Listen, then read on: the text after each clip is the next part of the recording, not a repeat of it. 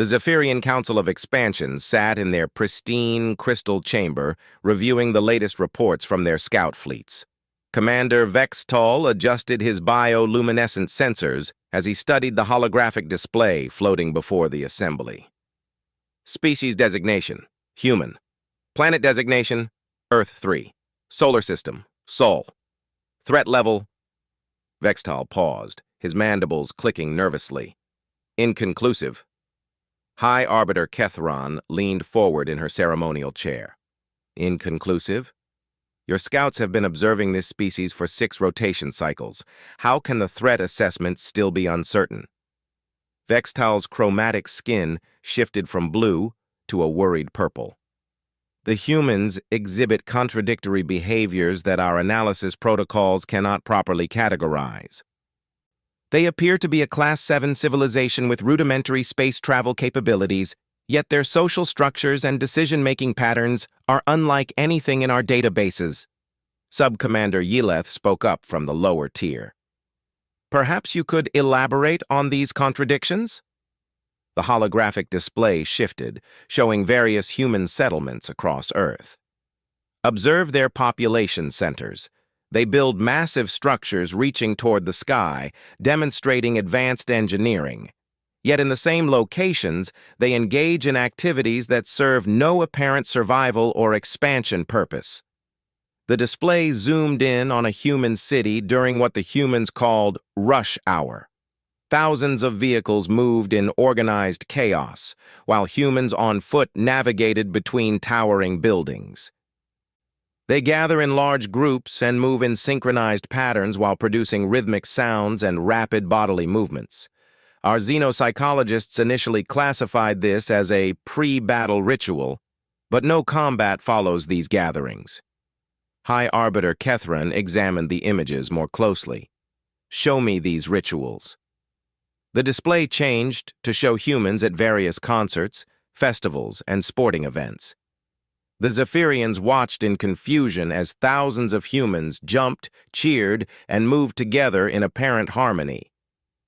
They call it fun, Vextall continued. Our translation matrices struggle with this concept. It appears to be an activity performed for its own sake with no tangible benefit to survival, resource acquisition, or territorial expansion.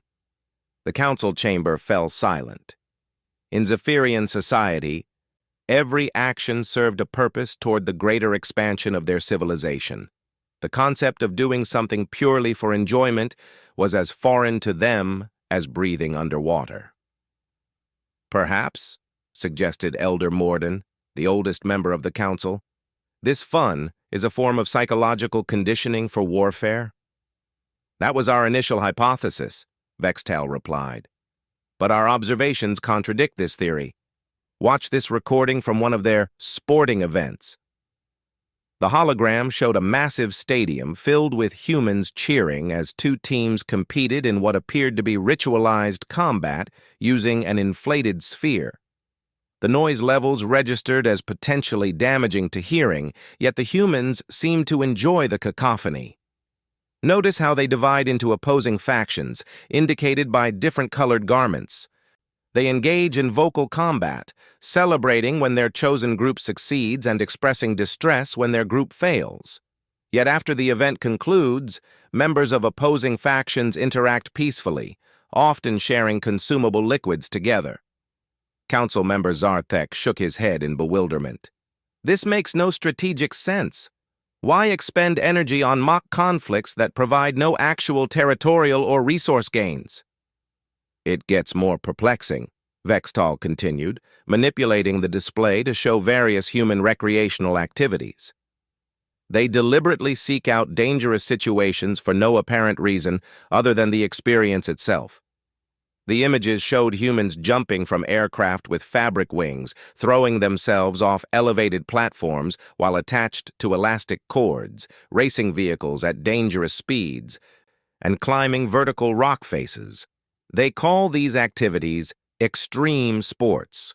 Our behavioral analysts cannot comprehend why an intelligent species would voluntarily expose themselves to mortal danger when no survival benefit exists. High Arbiter Kethron studied the images intently. Could this be some form of military training disguised as recreational activity? Negative. We monitored their actual military training facilities. Those are entirely separate from these fun activities and far less intensive than what they do voluntarily during their leisure time. The council members exchanged uncertain glances. In their millions of years of galactic expansion, they had encountered hundreds of species, but none had exhibited such seemingly irrational behavior patterns. "What about their technological development?" asked Sub-Commander Yeleth. "Surely their advancement follows logical patterns." Vextal's skin shifted to an even deeper purple.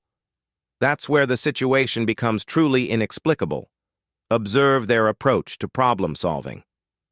The display showed human engineers and scientists working on various projects. But instead of the methodical, efficiency-focused approaches the Zephyrians expected, they witnessed something extraordinary. They appear to enjoy the process of overcoming challenges. When faced with a problem, they don't simply find the most efficient solution. Instead, they often choose more difficult approaches that they describe as interesting or fun. The hologram showed a group of human engineers designing a rover for Mars exploration. Rather than using standard, proven technologies, they were implementing new experimental features that added complexity and risk to the mission. They could have built a simple, reliable exploration vehicle using existing technology. Instead, they chose to incorporate untested systems because, in their words, it would be boring to do it the easy way. Elder Morden leaned forward, his ancient face creased with confusion. "They intentionally make tasks more difficult than necessary?" "Precisely. And this pattern appears throughout their civilization. They create problems for themselves to solve, not out of necessity, but for the satisfaction of overcoming challenges." The display showed humans engaging in complex puzzle games, building elaborate structures that served no practical purpose, and creating art forms that required tremendous skill but produced no tangible value. "Most disturbing of all," Vextal continued, "is their approach to exploration itself.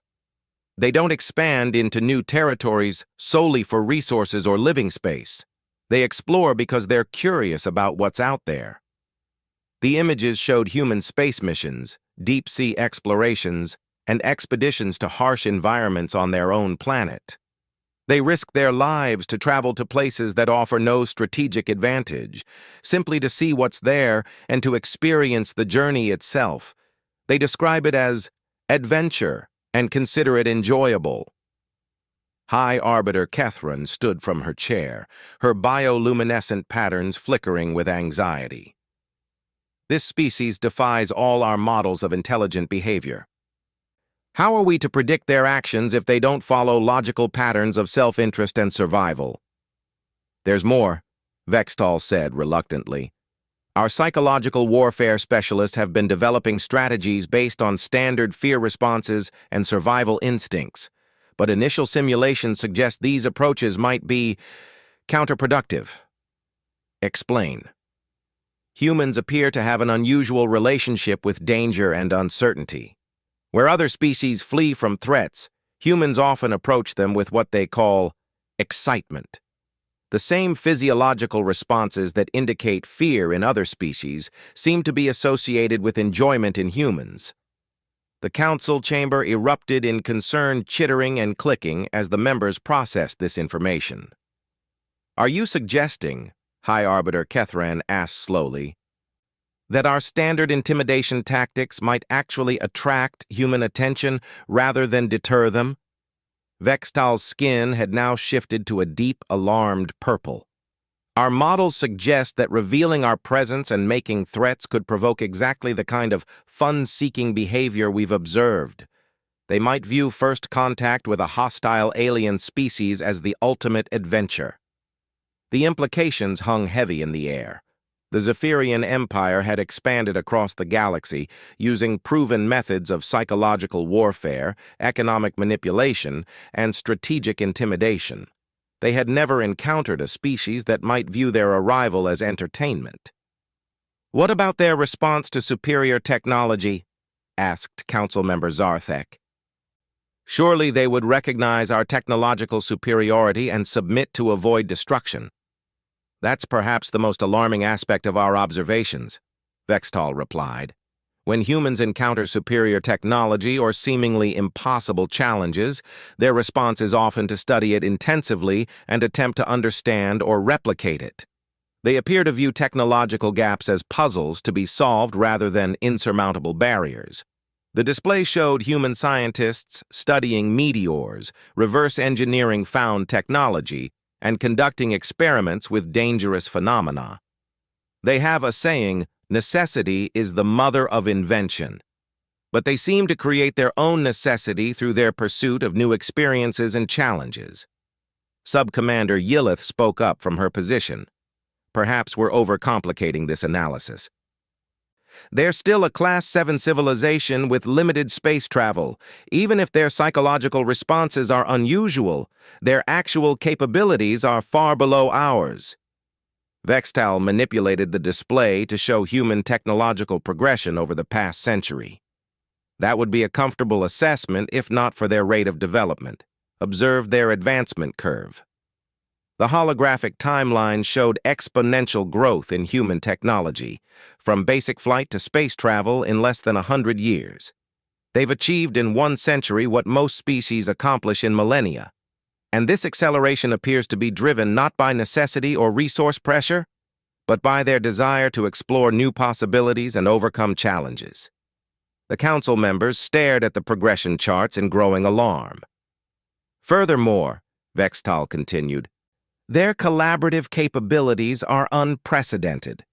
When faced with truly significant challenges, they have demonstrated an ability to unite their entire species toward common goals, despite their apparent love of competition and conflict. The display showed humans working together during global crises, space missions, and scientific endeavors. They simultaneously compete with each other and cooperate on scales we've never witnessed. They create artificial competitions and conflicts for entertainment, yet unite instantly when faced with real threats or opportunities. High Arbiter Kethron paced the length of the chamber, her usually steady demeanor showing cracks of uncertainty. Recommendations, Commander? Vextal hesitated before responding. The standard protocols suggest either immediate invasion to prevent further development or complete avoidance until we better understand their capabilities. And your personal assessment? Based on our observations of their fun-seeking behavior, I believe either approach carries unacceptable risks. An invasion might be exactly the kind of exciting challenge that would motivate them to rapid advancement and unified resistance. Complete avoidance might only delay inevitable contact while allowing them to continue their accelerated development. The chamber fell silent as the council contemplated their options. For the first time in their expansionist history, the Zephyrian Empire faced a species that didn't fit their established models of conquest or coexistence. There is one additional factor, Vextal said quietly. Our scouts report that humans have begun detecting our observation probes. The council erupted in alarm. Their stealth technology had never been detected by a Class 7 civilization before. Not only are they detecting our presence, Vextal continued, but their response has been to attempt communication and to increase their own space exploration efforts.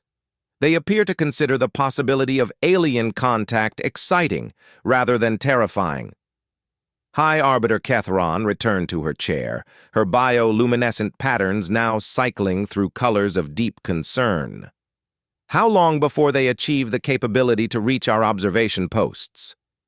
Based on their current rate of advancement and their tendency to exceed expected development timelines when motivated by interesting challenges, possibly within 50 rotation cycles.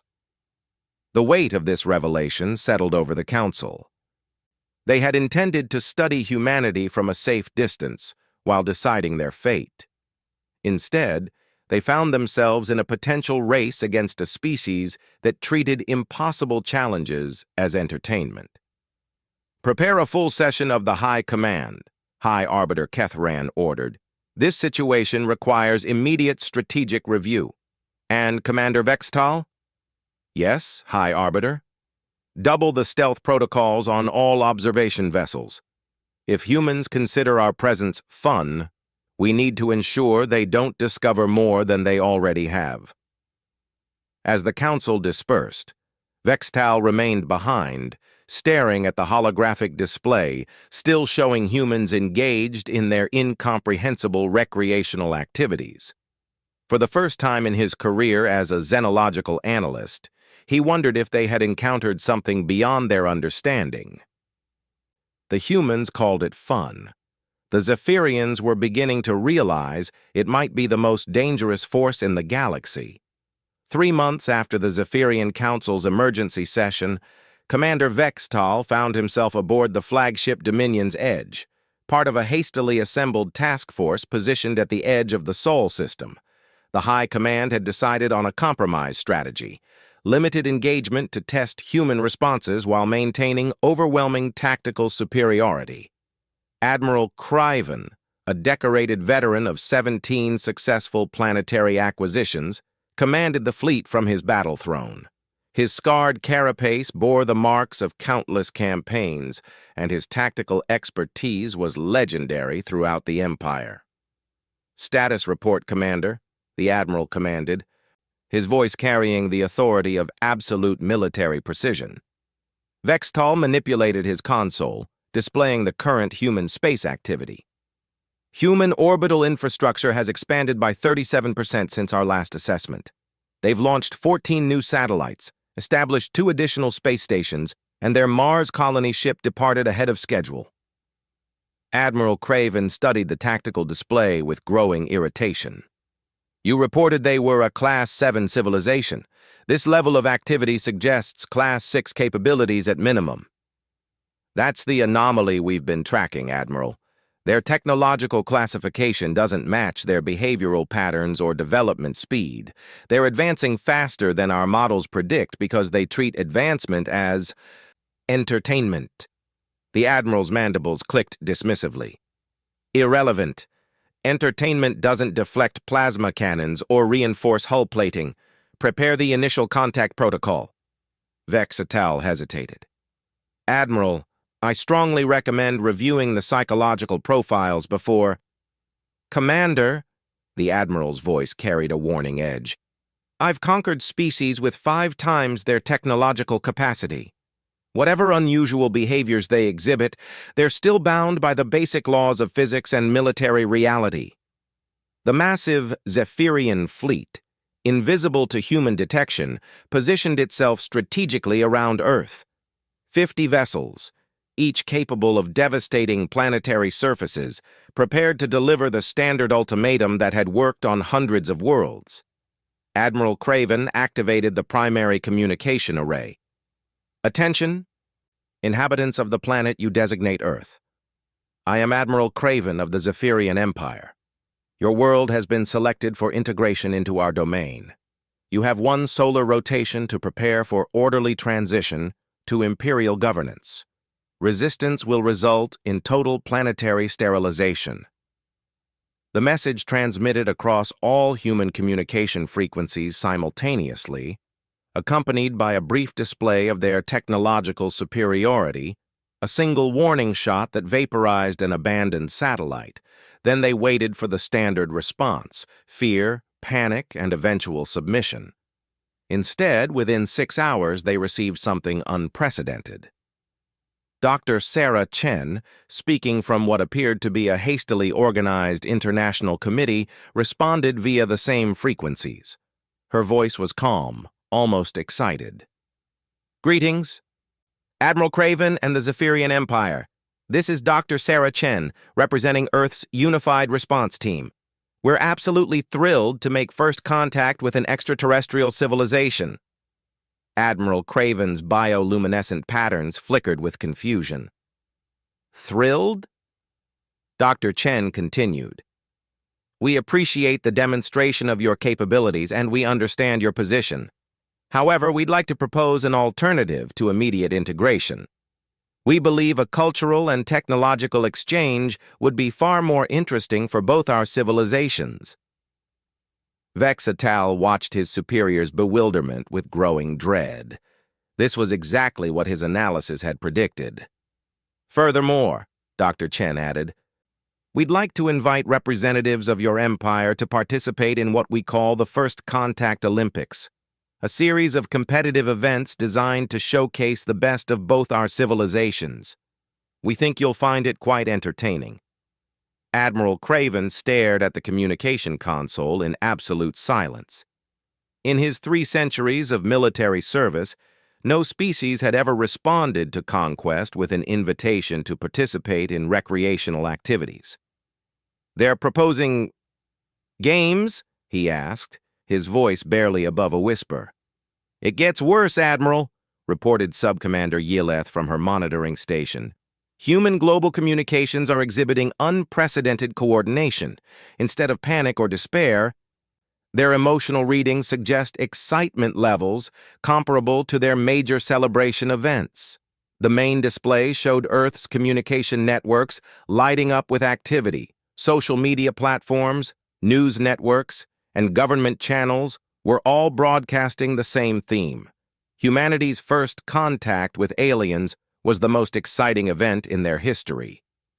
They're organizing welcoming committees, Yileth continued, and they're requesting detailed information about Zephyrian culture, technology, and recreational preferences. Admiral Craven stood from his battle throne and began pacing, a behavior that typically preceded his most devastating tactical decisions. Open a secure channel to High Command. Priority Alpha. Within minutes, High Arbiter Kethran's holographic form appeared in the command center. Report, Admiral. High Arbiter, the humans have rejected our ultimatum, but not through defiance or military resistance. They've invited us to participate in competitive recreational activities. The silence that followed lasted nearly 30 seconds, an eternity in military communications. They've done what? High Arbiter Kethran finally asked. They appear to view our invasion fleet as an opportunity for what they call fun. They're treating First Contact as a celebration rather than a conquest.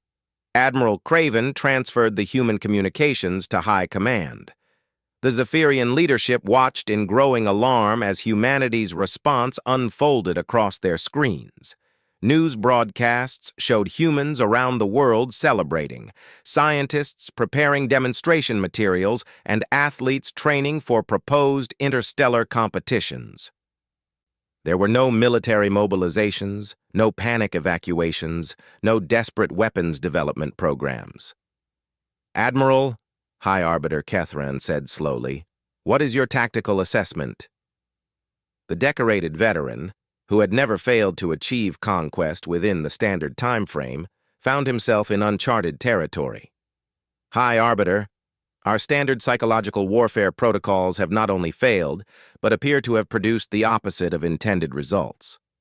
The humans seem to be enjoying this situation. Dr. Chen's voice interrupted their conference as another transmission arrived. Admiral Craven, we've prepared a preliminary schedule for cultural exchange activities.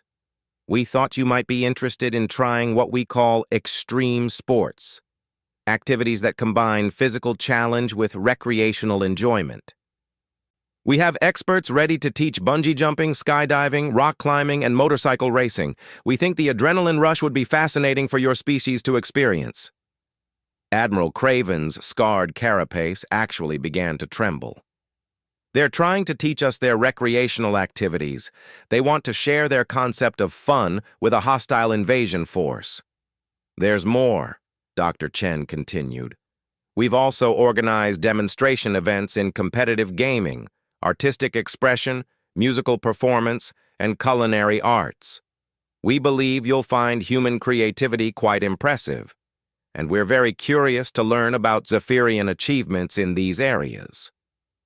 High Arbiter Kethran's bioluminescent patterns had shifted through the entire spectrum of colors associated with confusion, alarm, and strategic uncertainty. Admiral, Implement Protocol 7. Protocol 7 was the Empire's standard escalation for species that failed to respond appropriately to initial conquest warnings. It involved a demonstration of overwhelming force designed to eliminate any possibility of resistance. Admiral Craven selected a target, an uninhabited moon orbiting Earth, and ordered a full bombardment. The combined firepower of 50 warships reduced the celestial body to asteroid debris in a matter of minutes. "Surely that will demonstrate the futility of resistance," Admiral Craven muttered. The human response arrived within 2 hours. Dr. Chen appeared on screen again, this time accompanied by several other humans who were clearly excited rather than terrified.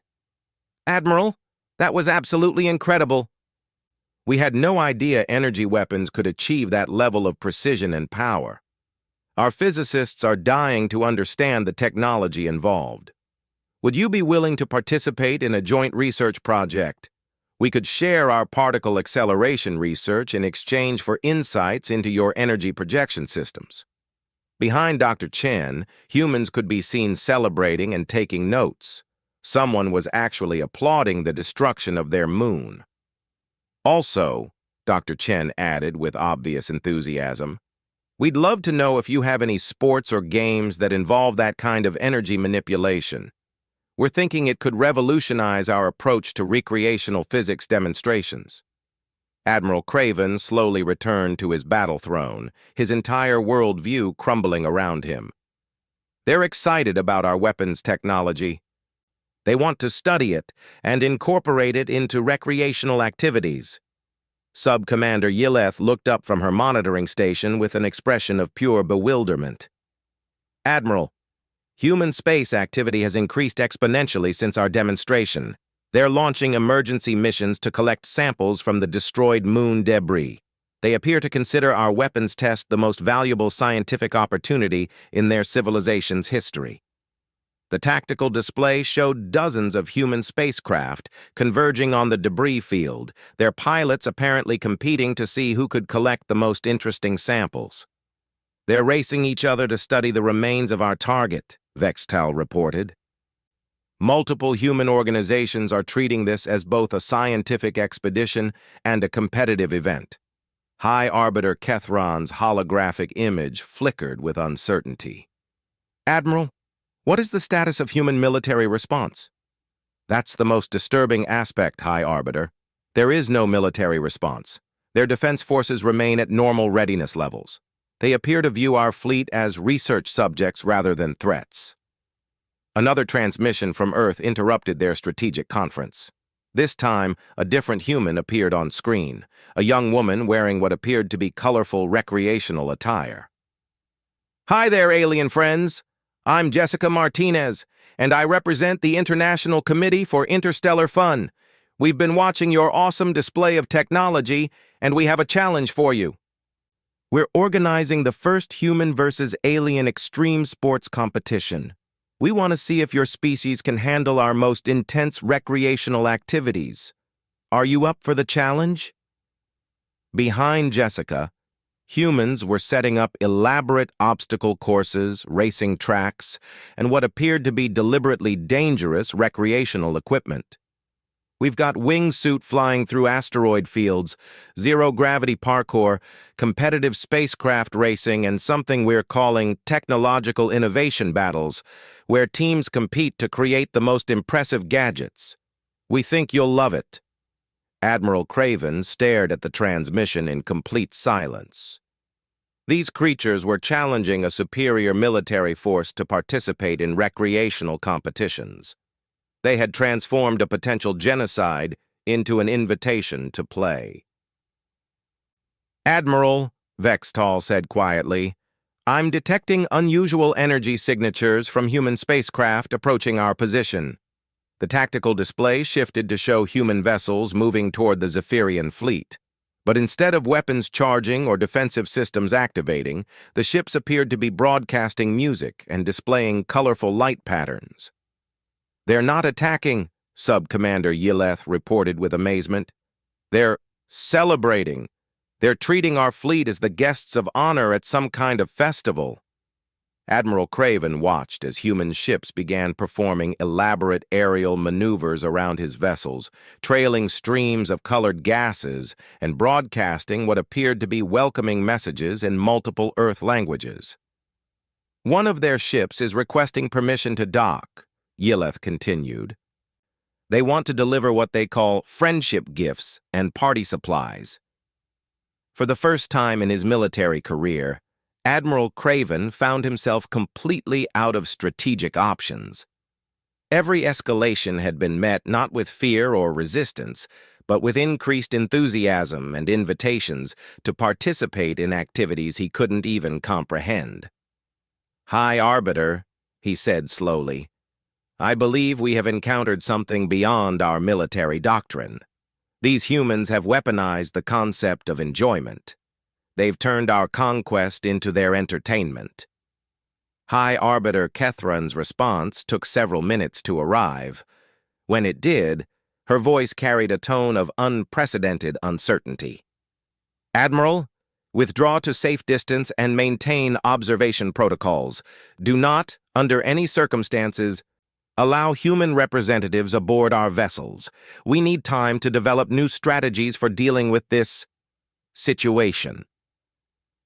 As the Zephyrian fleet retreated to a higher orbit, Admiral Craven watched the humans continue their celebration in the space around Earth. They had transformed potential annihilation into the greatest party in their planet's history. "Commander Vextal," the Admiral said finally, "prepare a full analysis of human psychological warfare capabilities. I'm beginning to suspect we're not the ones conducting the invasion anymore." Below them, Earth continued to pulse with activity as humanity prepared for the greatest adventure in their history, teaching their would-be conquerors how to have fun. 6 weeks after the failed intimidation attempts, Admiral Craven found himself in an unprecedented situation. The Zephyrian High Command had been in continuous emergency session, debating strategies for dealing with humanity's inexplicable responses. Meanwhile, the humans had not simply waited for alien decisions. They had taken action that defied every military prediction. "Admiral," Sub-Commander Yilleth reported from her station, "we're receiving another transmission from the human delegation. Dr. Chen is requesting immediate conference." Admiral Craven had grown to dread these communications. Each human message seemed to push the situation further into uncharted territory. "Display the transmission." Dr. Chen appeared on screen, but this time she wasn't alone. Behind her stood representatives from every major Earth nation, along with scientists, athletes, artists, and what appeared to be children holding colorful drawings. "Admiral Craven," Dr. Chen began with unmistakable excitement, "we've completed our preparations for the first contact cultural exchange, but we've encountered a small problem that we hope you can help us solve." The Admiral's bioluminescent patterns flickered nervously. Human problems had proven to be more dangerous than their weapons. "We've been studying the debris from your demonstration, and our engineers have made some fascinating discoveries. We've managed to reverse engineer basic principles of your energy projection technology." Admiral Craven's carapace went rigid with alarm. Reverse engineering Zephyrian technology should have been impossible for a Class 7 civilization. Dr. Chen continued enthusiastically. "The problem is, we've made it too safe for practical use in recreational activities.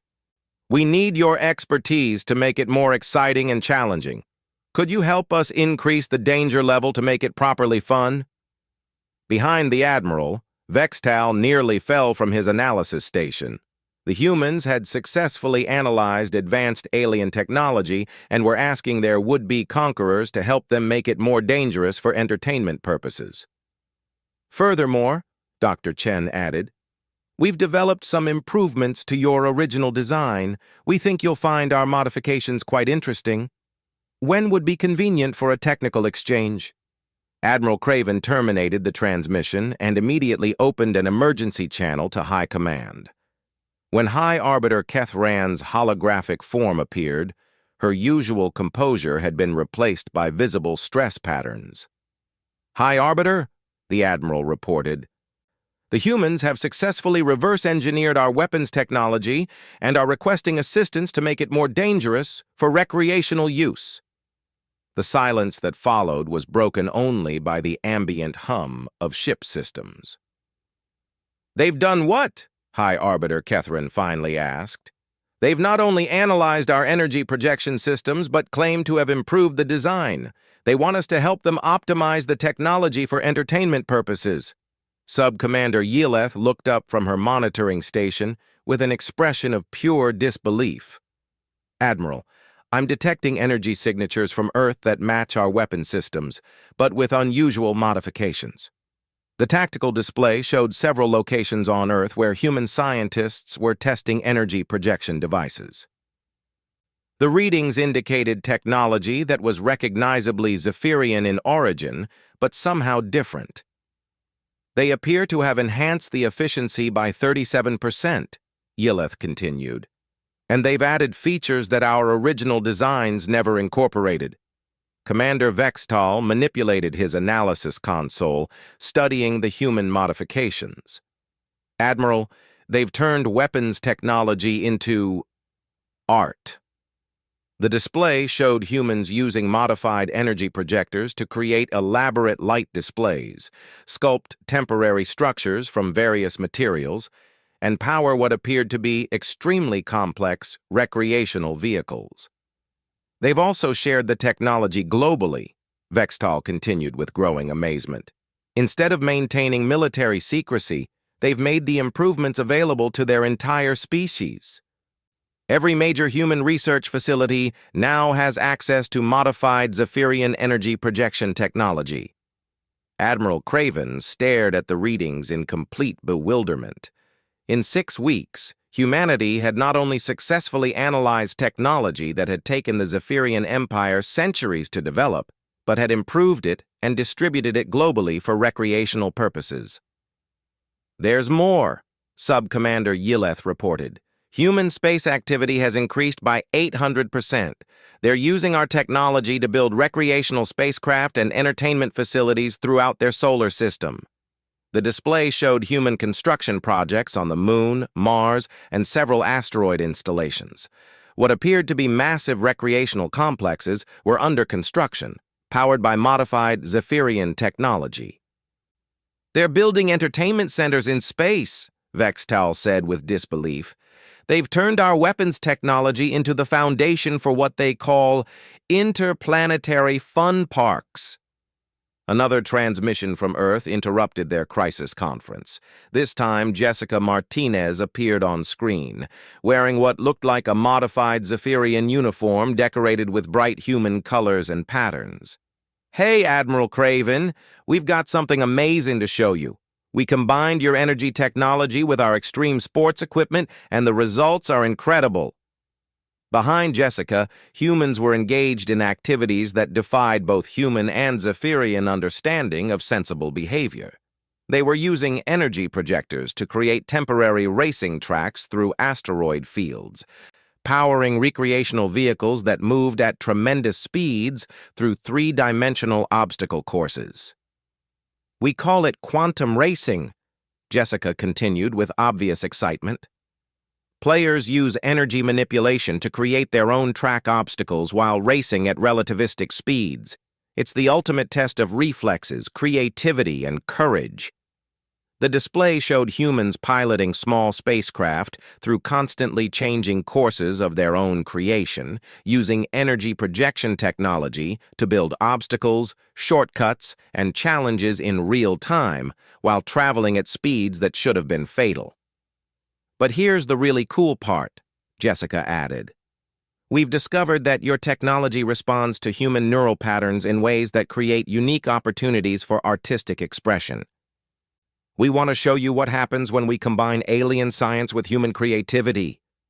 The screen filled with images of humans using Zephyrian energy projection to create temporary sculptures, musical instruments that manipulated matter at the atomic level, and architectural structures that existed purely for aesthetic enjoyment.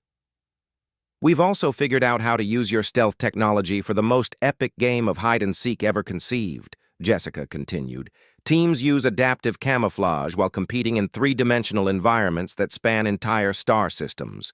Want to play? Admiral Craven slowly closed his mandibles and turned to face High Arbiter Kethron's holographic form. High Arbiter, they've turned our military technology into recreational equipment and are inviting us to participate in games. That's not the most alarming development, Commander Vextal interjected. I'm detecting massive human spacecraft approaching our position, but they're not configured for combat. The tactical display showed a fleet of human vessels moving toward the Zephyrian formation, but instead of weapons arrays, the ships were equipped with what appeared to be entertainment facilities, communication systems, and massive cargo bays. They're coming to deliver the party to us, Sub-Commander Yileth reported with amazement. Energy signatures indicate they're carrying recreational equipment, cultural exchange materials, and what appears to be vast quantities of human food and entertainment media. Admiral Craven watched as the human fleet approached. Every ship was decorated with colorful patterns, broadcasting music across multiple frequencies and displaying light shows that turned their approach into a festival rather than a confrontation. "Admiral," came Dr. Chen's voice over the communication system, "we realized you might be hesitant to visit Earth, so we're bringing the First Contact Cultural Exchange to you.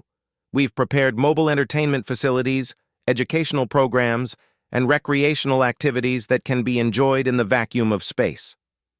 The human fleet spread out around the Zephyrian formation, not in an attack pattern, but in what appeared to be a celebration formation. Ships began deploying massive inflatable structures that created temporary recreational spaces in the void between vessels.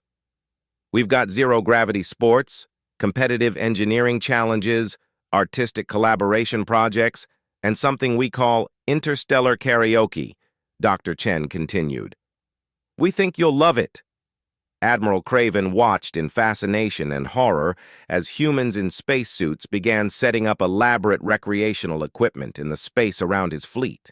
They were creating an impromptu entertainment complex using their own life support systems and modified alien technology. "Admiral," High Arbiter Kethron said slowly, "what is the military status of this situation?" "High Arbiter, I no longer have a valid tactical framework for assessment. The humans appear to have successfully conquered us through the strategic application of entertainment. They've turned our invasion into their party, our technology into their toys, and our fleet into their guests."